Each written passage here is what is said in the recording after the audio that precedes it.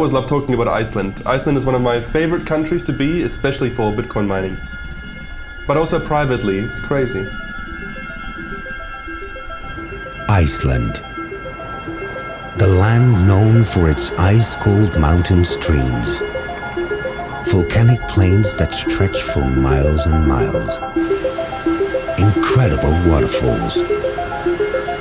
And its boiling earth. I'm Philip Salter. I'm handling mining operations for Genesis Mining here in Iceland. To generate bitcoins, they need an extreme amount of computer power. This consumes huge volumes of energy. Bitcoin miners have recently discovered the potential of this unearthly world because of its cheap and green hydro and geothermal energy. We mine Bitcoin in a very large scale, but don't mine that for ourselves for our personal gain, but we actually rent out the mining power that we generate to all of our customers. So we're kind of a middleman that mines in big scale on the one hand and sells out to all kinds of customers, anyone who wants to mine on the other hand. Cryptocurrency brings Iceland into the 21st century, but the impact of Bitcoin on the Icelandic landscapes might be irreversible.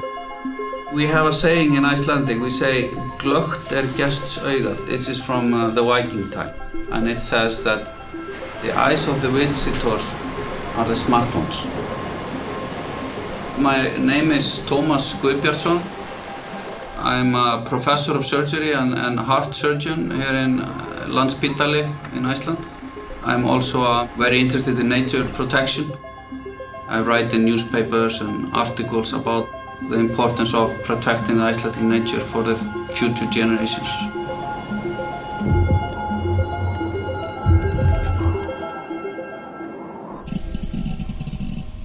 We chose Iceland as our location for mining with the Enigma farm because Iceland has all the kind of environmental and technical conditions met for optimal Bitcoin mining. You want moderate but cool weather. You want good connectivity in terms of logistics, in terms of internet, in terms of power. We have the largest wilderness areas in Western Europe, I mean, Iceland is just 100,000 square kilometers. And we have to realize in Iceland that if we continue to build a power sector like we have done for the last 30, 40 years, there is gonna be an end. And if we continue like this, there will be nothing left, 83% of the energy in Iceland goes to super consumers like aluminum smelters and silica smelters. Now we have a big consumer coming into the market, which is Bitcoin mining. And these factories are using more energy than all households in Iceland put together.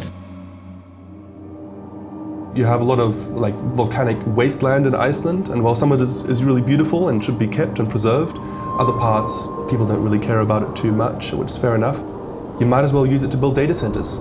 It's a no-brainer for the Icelandic people to build up their power generation from the volcano in Iceland and use it to convert power into money by crunching data. I'm not totally buying this argument about this green energy. Is green energy to offer waterfalls and geothermal areas, for heavy industry? In my mind, it isn't so green to offer Icelandic nature for such businesses. The Icelandic people are very attached to their nature, and they should be. And that's why the Icelanders are very keen to keep this nature intact, and they're very skeptical of any big company that comes and builds any kind of large operation. So the Icelanders are very keen to keep their nature as it is, and that's very important, that's very good. I think an important message for the world is that people should come here and see our nature, and they can tell the Icelanders how fortunate they are to be born in a country like this.